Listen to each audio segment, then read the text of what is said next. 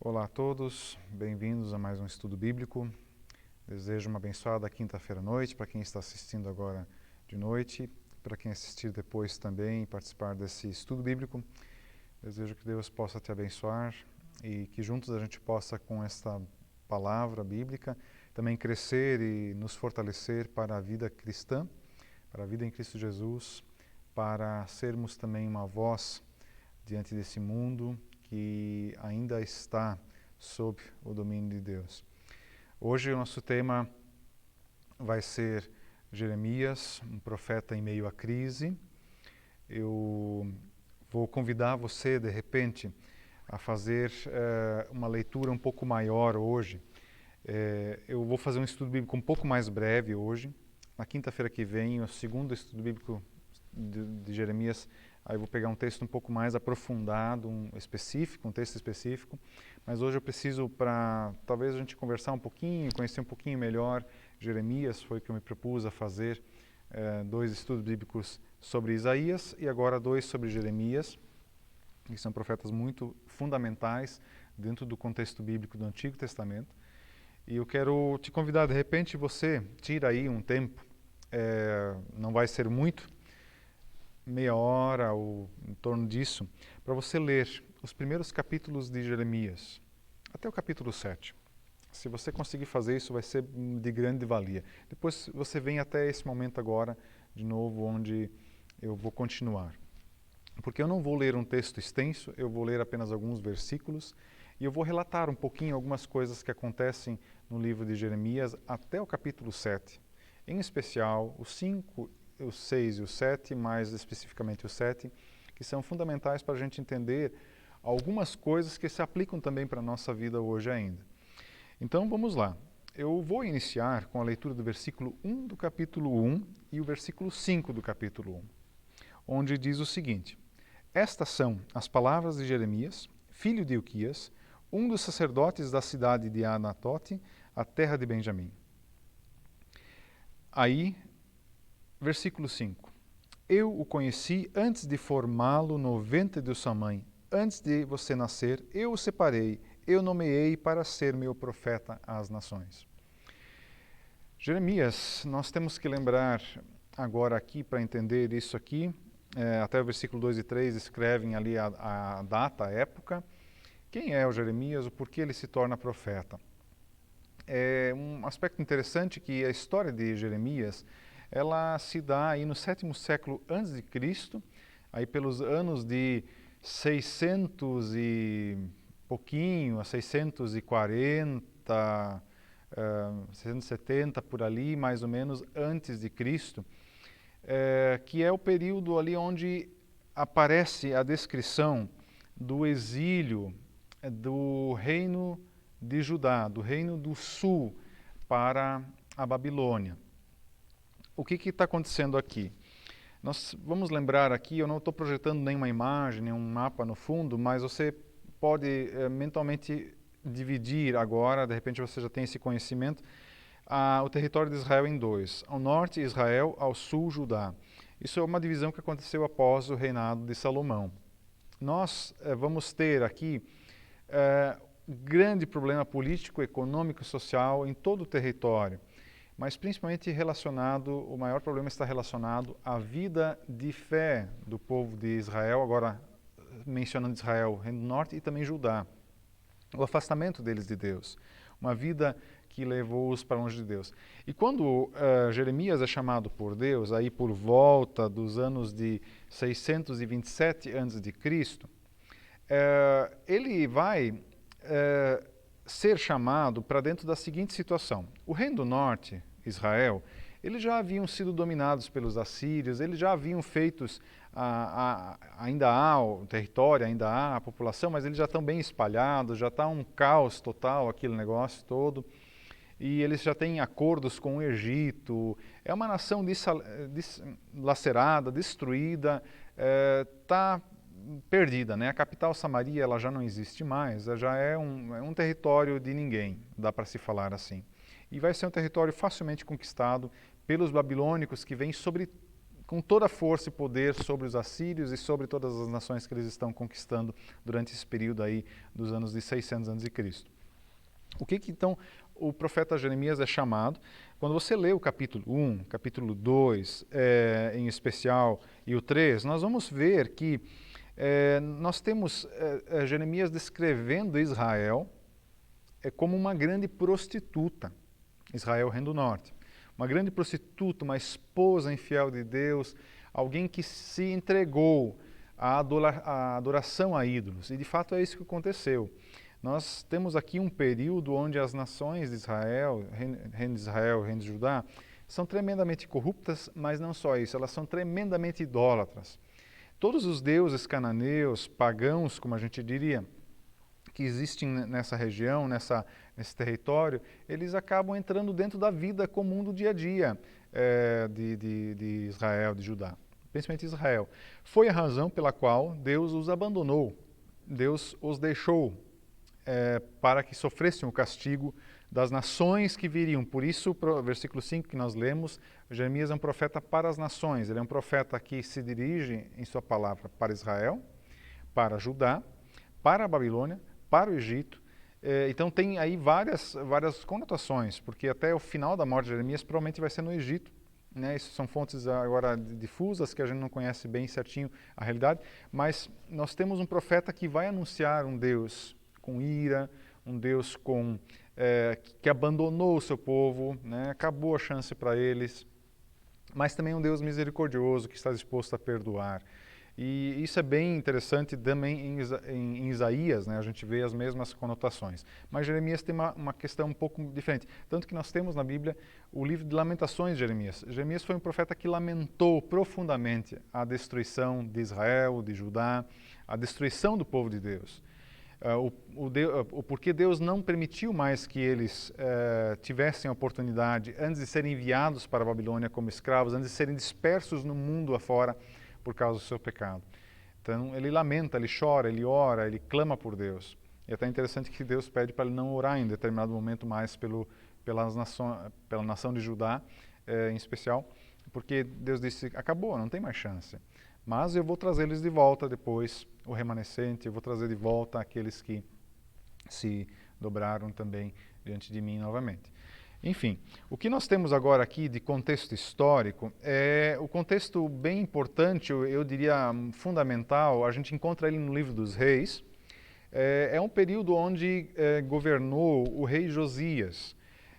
Então, logo nos primeiros anos do rei Josias, aí pelo ano 627 mais ou menos, foi onde Deus chamou Jeremias para pregar. Interessante que também nesse período acontece algo interessante em Judá. O rei Josias, ele junto com o sacerdote Ilquias, ele encontra o livro da lei e ele o lê para Josias. Eu já fiz uma pregação na Melk sobre esse período, sobre esse encontro dessa escritura sagrada, e também eles voltaram a celebrar a Páscoa, e narra o texto de Reis, do livro 2 Reis, que nunca houve uma celebração de Páscoa tão grande, tão bem preparada, de acordo com as leis lá de Deuteronômio, de Levítico, as cerimoniais, e tudo mais, nunca houve, porque Josias percebeu que precisava de fato restaurar a sua nação. Mas interessante que isso tudo não comove a Deus mais, ele não age mais em favor de Judá. Israel, Reino do Norte, já tinha sido aniquilado, já tinha sido destruído, já acabou, agora sobrou só Judá. E daí que vem também a menção, por que a gente conhece o povo de Israel como os judeus. Isso é bem interessante, não dá para entrar em muitos detalhes aqui, não quero ficar com o nosso estudo bíblico muito longo, para que você possa também, talvez, ler de novo, ler um pouco mais de Jeremias, para se ater a alguns detalhes, ou até talvez pesquisar na internet algumas coisas. Existem alguns comentários que talvez dá para você se basear um pouquinho, para conhecer Jeremias um pouco melhor. Mas dá para perceber que a realidade que o povo de Judá está vivendo é uma realidade perdida. Eles, mesmo que o rei Josias descobriu o quanto era importante adorar a Deus, celebrar a presença de Deus entre eles, o povo manteve-se distante, seu coração manteve-se afastado de Deus, afastado da vontade de Deus. Então eu quero assim também pensar com vocês que o cenário que Jeremias narra na sua profecia, no seu livro, na vida de Jeremias junto com o povo de Judá, junto com a história de Israel, junto com a história do povo de Deus, ela é uma tragédia, mas é uma tragédia que também a gente poderia dizer é a tragédia das pessoas de hoje. O livro de Jeremias, apesar de ser escrito aí milhares de anos atrás, ele tem uma relevância bastante importante para nós. Tanto que alguns textos de Jeremias, por exemplo, Jeremias 29, que eu não vou estudar, mas vou mencionar aqui, é um texto usado muito, muito hoje nos nossos dias para missão, para chamar as pessoas de volta a compromisso com Deus, enfim, né? Jeremias 29, se tem curiosidade, dá uma lida rapidinho nesse capítulo, é bem interessante. Até sobre questões políticas também, porque aquilo que aconteceu com a nação de Judá, com a nação de Israel antes, com a nação de Judá vai acontecer também agora, ela é uma realidade que perpassa o mundo, é uma mensagem que ainda pode ser entendida hoje, porque quando Deus perde, aliás, quando o ser humano se perde de Deus, quando ele perde o amor a Deus, as consequências é o afastamento de Deus, é a rejeição de Deus, a consequência é perder-se em si mesmo, a consequência é afastar-se das pessoas, do bom senso, da vida realmente digna, e acontecem catástrofes sociais, para não dizer só emocionais, pessoais, mas catástrofes sociais, nacionais, nesse caso aqui, a catástrofe do povo de Judá, o fim dessa nação, ela é tremendamente triste por razão de desobediência à palavra de Deus. Então, até eu mencionei antes que em determinado momento, Jeremias ele até é conclamado por Deus a não orar mais. Isso é o capítulo 7, versículo 16, onde Deus vai dizer para ele o seguinte, 7,16, aqui. Jeremias, não interceda mais por esse povo, não chore mais, nem faça orações por eles, não suplique para que eu os ajude, pois eu não o ouvirei.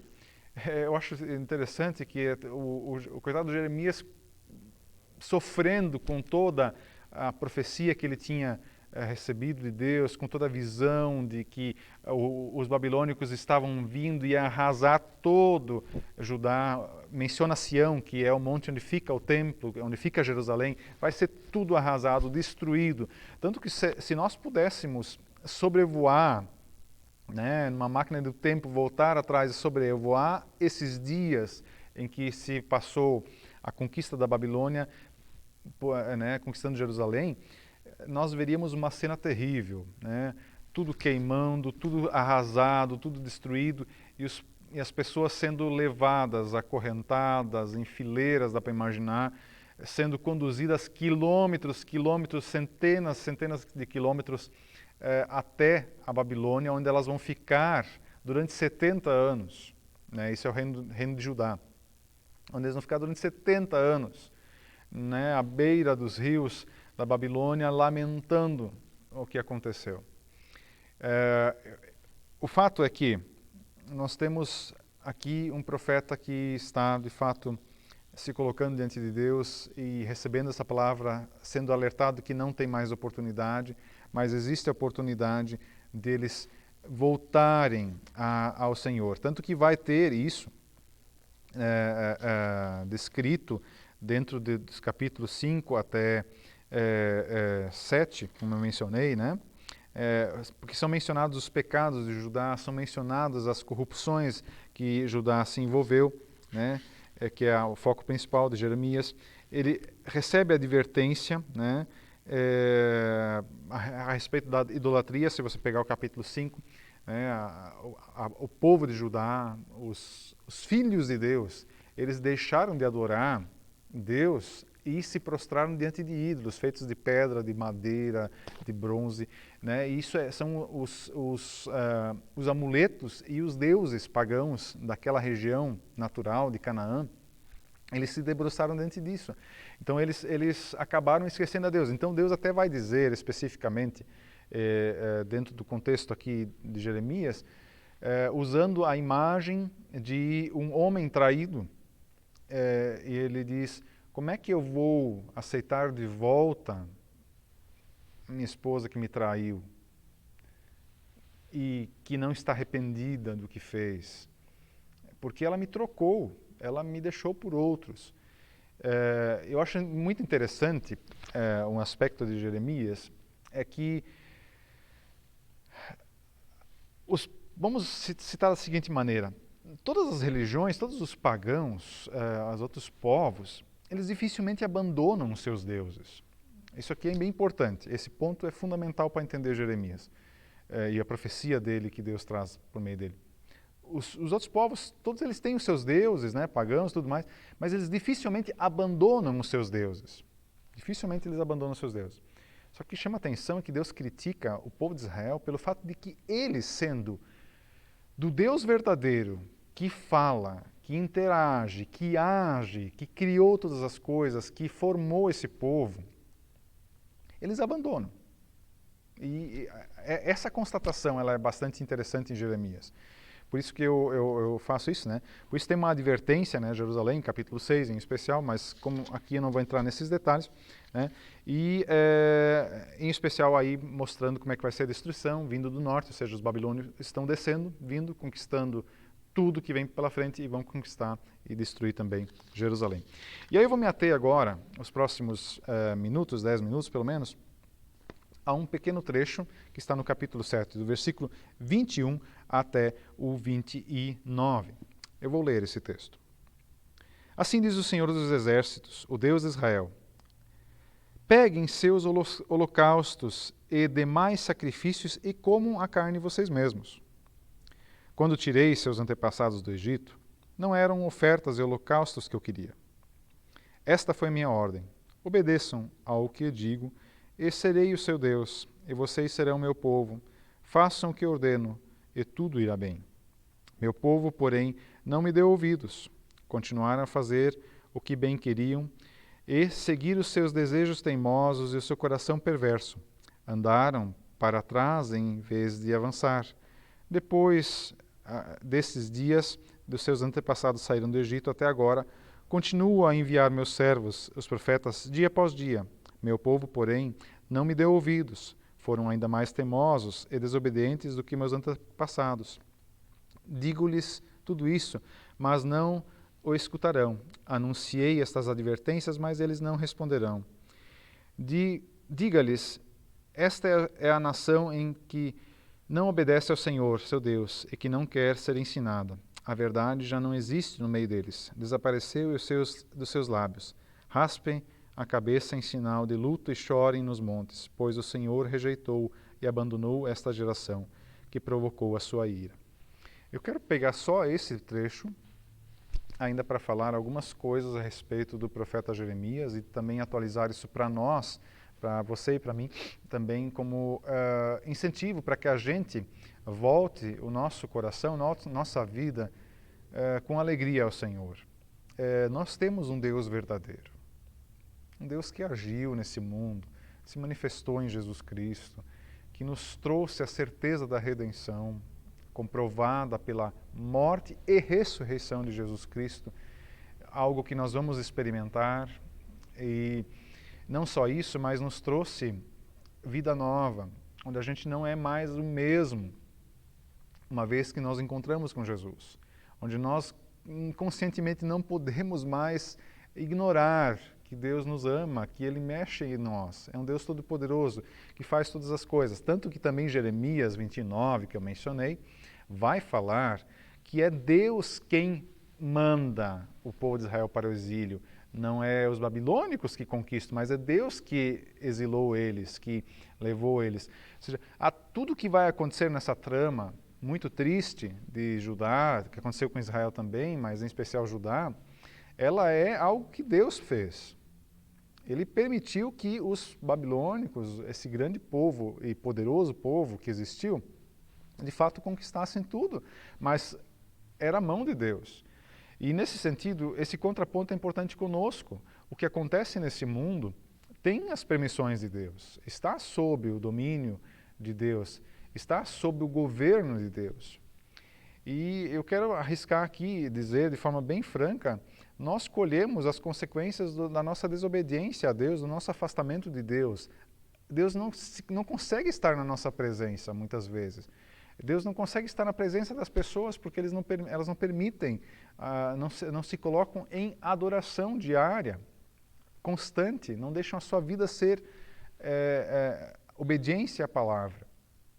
Vivem pelos seus próprios desejos, tanto que Deus abre mão. Né? Se a gente lê, estou fazendo aí as pregações sobre Romanos, também nos cultos, Deus abandona as pessoas aos seus desejos. Isso traz consequências, traz dor, mas não só para si, isso traz dor para toda a humanidade, se formos falar aqui em grande escala. Traz dor para a nossa família, para a nossa cidade, para o nosso estado, para o nosso país, e isso se expande para o mundo. Aquilo que acontece pelo fato das pessoas não andarem perto de Deus é consequência. Né? Então, Deus permite isso. O que é interessante nesse texto aqui, que eu li ainda aqui, isso que eu queria mencionar. O que estava acontecendo em Judá? Eles estavam fazendo ofertas, sacrifícios, né? Holocaustos aqui são aqueles rituais de ofertar animais para Deus, para perdão de pecados e o ritual cultico, né, do templo.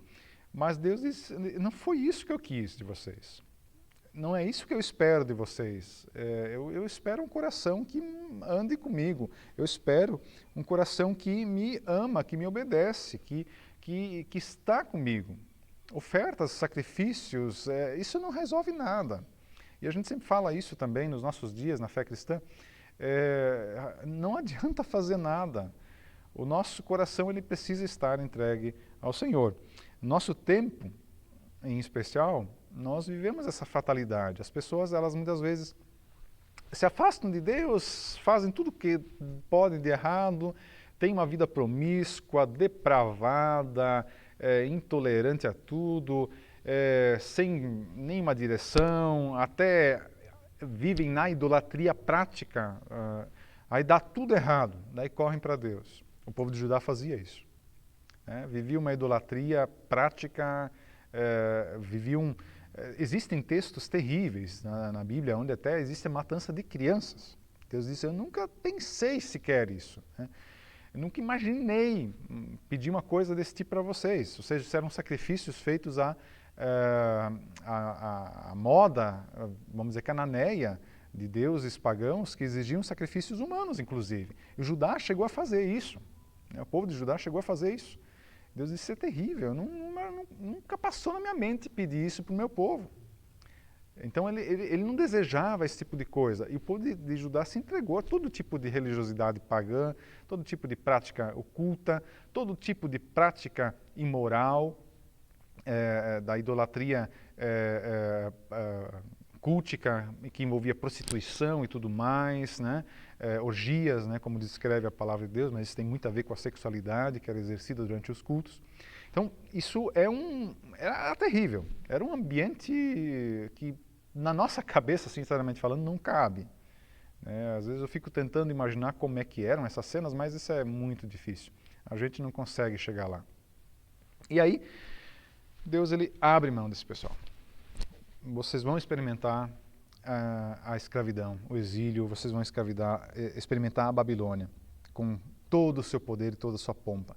Mas vocês vão sentir saudade desse Deus. E aqui ainda nós percebemos que o não dar ouvidos a Deus, ele traz consequências. Né? Quando a gente lê o versículo 24, não me deram ouvidos, continuaram a fazer bem que queriam, seguir os seus desejos teimosos em seu coração perverso. Andaram para trás em vez de avançar. Nós vemos, quando a nossa vida é bagunçada, longe da obediência a Deus, ela vai para trás. Pode observar, a tua vida longe de Deus, ela vai para trás. Tu pode até ser o mais rico e mais poderoso de todas as pessoas do mundo, mas tu vai para trás. Tu não tem paz no coração, tu não tem uma vida tranquila. E é isso que está descrito nesse texto. Judá perdeu a paz que elas tinham em Deus. Eles perderam a paz que eles tinham com o Senhor. Eles perderam tudo. Veja como isso é fundamental, como isso é evangelho para nós. Ouvirmos isso, lermos isso e nos atentarmos às palavras de misericórdia de Deus que diz, eu vos atraí, eu vos escolhi, Deus nos chama, o fato de você estar talvez lendo esse texto, participando desse estudo bíblico, você tem que dar graças a Deus que Deus te chamou para ouvir essa palavra. Nós somos chamados a ouvir, ver essas histórias dos nossos antepassados na fé, dá para se dizer assim, da nossa história, e ver que é um Deus presente, é um Deus que quer a nossa vida com Ele. Então, toda vez que eu endureço meu coração na idolatria da vida, das coisas da vida, dos desejos da vida, não precisa nem ser dos deuses feitos por mãos humanas, mas da idolatria da vida, eu me afasto e vou para trás. Eu me perco do Senhor. E o mais interessante que dá a impressão, quando ele descreve o versículo 26, que o povo de Judá, eles agiram pior do que os antepassados que já não adoraram mais a Deus. Porque aqui nós temos muitas gerações, né? Nós temos aí 300 anos mais ou menos, de separação de Israel em dois reinos, norte Israel e sul Judá, depois dos reis ali, onde se perdeu a palavra, se perdeu todo o aspecto de adoração a Deus, de adoração ao Senhor que estabeleceu ele sobre aquela terra, se perdeu e parece que sempre vai piorando. E a tendência nossa no mundo também. Um afastamento gradual das pessoas da palavra, uma perseguição cada vez mais à palavra de Deus, aos cristãos, né, calando a nossa voz na sociedade, ou até mesmo usando dos artifícios evangélicos para perverter a palavra, vai criar uma sociedade cada vez mais caótica. Isso é profecia bíblica, né? No Novo Testamento a gente vê isso, né? O esfriamento dos corações, o esfriamento do amor. Nós vemos claramente que a imagem que nós temos de futuro, ela não é bonita, ela é feia, e é cada vez mais feia.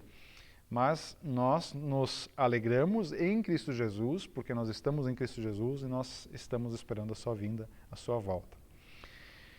Enfim, eu quero encerrar essa reflexão curta sobre Jeremias aqui e realmente lhe desafiar. Se você não leu antes, leia os 7 capítulos iniciais de Jeremias. Se der tempo, faça a leitura do resto, né?